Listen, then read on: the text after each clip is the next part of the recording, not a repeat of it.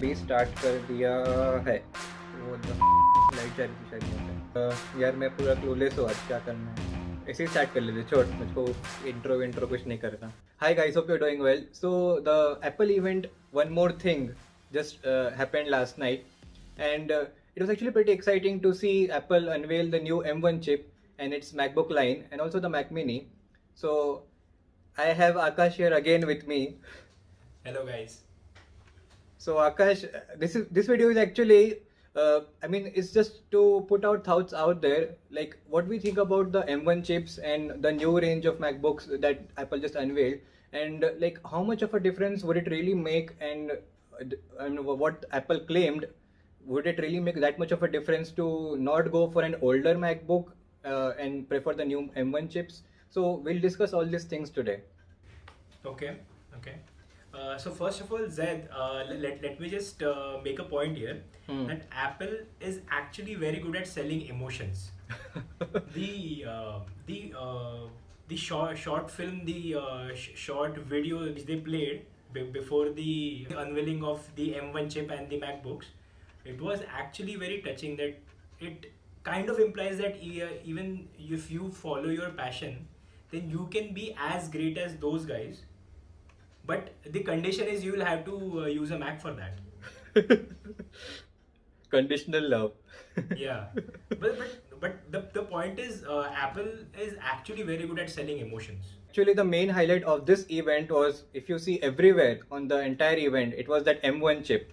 Yeah, yeah, So this is a totally different thing now. I mean, they are going to that mobile architecture, ARM. It's based on that ARM architecture, right? yes, yes, The same, correct. which I mean, the A14 is also based on the same thing. So it's designed the same way basically, but it has a lot of things that we'll talk about now. Yeah. So what do you think about the same? So I think M1 chip is actually in itself Hmm. is very powerful, and as it is based on A12X and A12Z architecture, A12Z was already in itself very powerful chip. But the naming convention that I see, that they have given this processor M series processor. This is the M1, which should stand for MacBook. But as MKBHD has rightly put, called the M1 chip. I figure the M stands for Mac, but then again, the Apple Watch has the S6 chip, but the W chip is in the headphones, W1 and W2, and then the iPhone has the A14 Bionic. So I don't know, maybe this M series naming, it coincides with their another processor, which is the M series co-processor, which comes in A series processors, right? With the Apple A7 processor, they had M7 co-processor, which was used for monitoring for low efficiency stuff. Still, it's just naming. And as you mentioned about MKBHD, one thing I also liked, he also pointed out that they were talking about the world's best-selling laptop. So he said that is the best-selling the top for performing laptop. it is 3 times faster than the best-selling Windows laptop in its class. But like, what even is the best What's the best-selling Windows laptop? We all know the best-selling ones aren't the best performing ones. So what do you compare? That's kind of a weird slide. So they did not mention that actually, but yeah, the performance should be very good. And I think Apple's even the processors that came on the phone, the A14, the A13, even in the iPhone 10R, when I try to render or even edit the 4K clip in that A12 processor, I mean, it streams very smoothly on the timeline. So this is like, I mean, Apple chips have always been very powerful. So I think it's a good take to go on that route as well. But we'll have to see, because I mean, see, laptop processors are always different than a phone's processor because they have to handle a lot of other stuff as well. So yeah, they have designed it that way, but there are a couple of problems as well with that. Yeah, the first and most important problem that I'm seeing is the heat envelope that there is. There is Hmm. no heat sink is in the MacBook Air, or there's no fan. Yeah, there's not even a fan. So I think that might be a Hmm. troublesome issue in future. We can't say for now because it will be Hmm. by anyways optimized for this M1 processor, the macOS Big Sur, and the laptop itself. But the only concern that I am seeing right now is for the heat sink, because it has no fans. Only the Pro model has the Yeah, fan, only the right? Pro model and Mac And Mini I think has. this test, if you follow Max Tech, they have done an extensive test on this heating issue of MacBook Air versus MacBook Pro. Right. So in that they had found out that the MacBook Air heated up very quickly. The last year's MacBook Air that was there. So even this year they have not put a fan and then putting a very powerful processor. So not really sure how they would handle that. Even I'm not sure about that, because it feels quite different, because a laptop at this scale, a 13-inch laptop, we are actually used to have a fan in that by default, right?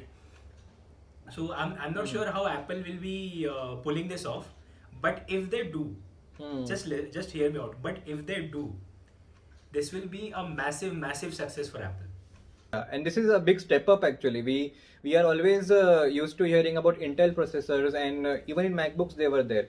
But now M1 actually has the potential to compete with those Intel processors, even the i7 processor that is the latest generation. Yes, actually, and some of the processors that Apple has made in previous years, like A12Z or the A14 processor, in graphic performance, those processors just blew the competition out of the park.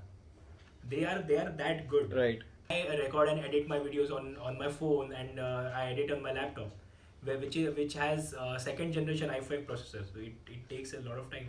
But if I edit the video on my iPad, which has a A12 Bionic processor, it does it like in a snap. And it was also about aging and wear and tear. If you see an Intel processor, so I have an i5 processor, but just after 2 years, the performance has degraded Yeah, a little yeah. bit, and it does not perform as fast as it used to before.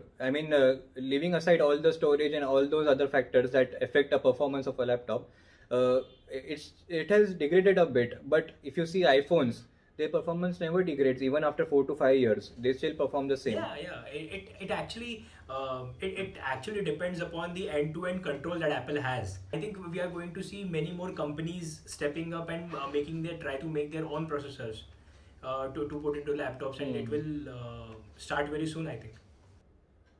It will be a disaster, but I think I think Apple is the best one to step up in this game, but others I'm not sure about that. At least for now, we can't say anything about Yeah. the future, but at least for now, Apple is the only one in this ARM race. Only one.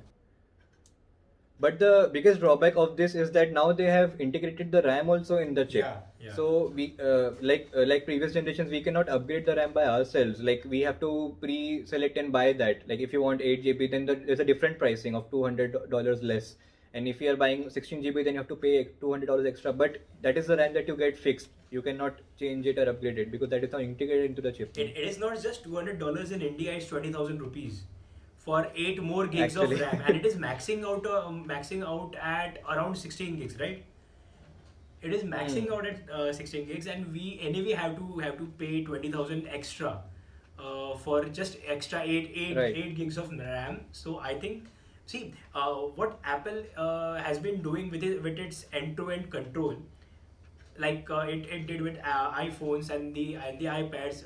The Apple devices actually don't require that much of RAM, because the OS and the processor is optimized as in such a way that they don't require that much amount of RAM, right? So I think that Right. was done intentionally to cut costs and increase the profit. To see the pricing, I think I just checked. The MacBook Air itself is like 90,000 or 1 lakh, I guess, in India. Around 93, Just because of the taxes and around stuff. 93k. Right. But I don't think the last year's I don't think any MacBook Air that released was that high in price. It was around 70 or 80, I guess, before. And with considering all the offers, you could get it for like 60,000 or 65,000. But Yeah, go ahead. I see. I think that the pricing for these laptops, the latest releases, should have been less, because if Apple is controlling each and everything end to end, if they're controlling each and everything in their devices, so and Intel chips actually costed more to make and to import, to place order, each and everything. Intel chips were actually Right. costlier, and if they are putting their own chips, see, I agree to the fact that they have to put in or introduce more a new production line for these integrated chips, and this might have incurred into the cost.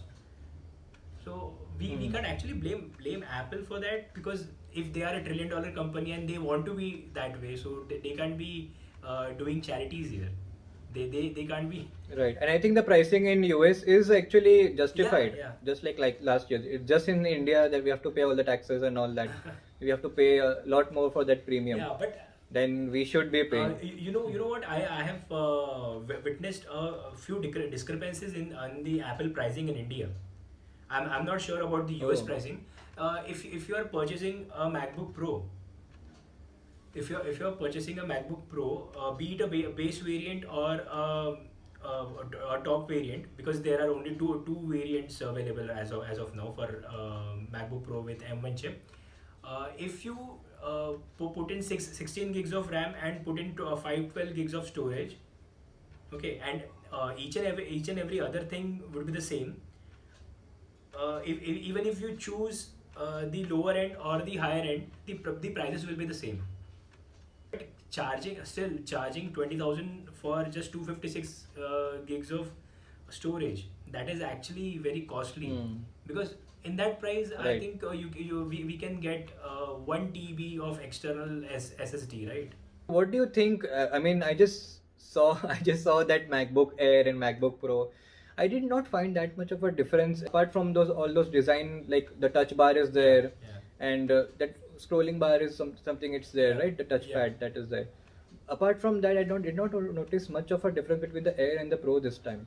Yeah, because there are no differences. The only difference which previous Intel MacBook Air and MacBook Pro had was with the processor. The processors were underpowered, or the cheaper processors on the MacBook Air, and we had better processors on MacBook Pro. But now that wall has been torn down. Only on the Pro Right. models we get around 2 or 3 things more, like 2 hours more of battery life. Battery. And what do we get? We just get a touch bar, just that. But this time, apart from that heating fan that you talked about, it's not there in the Air version. But apart from that, there does not seem to be much of a difference because the processor is the same. Yeah, exactly. Just one thing, the one difference there is that if we compare the base model MacBook Air with the base model MacBook Pro, the M1 processor in the base model MacBook Air, it has one core of graphics performance, one graphics core disabled. It has 7 graphics core enabled.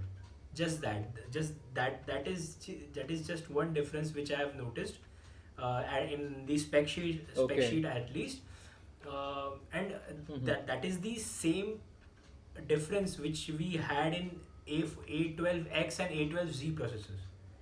What iPhones did for the mobile phone back in 2007, I think this M1 processor is going to do for laptops, for desktop class, for laptop class architectures, for each and every laptop. They are going to start a new race, and this race will be started by has just now started by Apple. So Apple has just started a new race for ARM chips, and I think they will lead this industry for a long time, because apart from Samsung, I don't think any other laptop brand will be capable enough to do it within 5 years.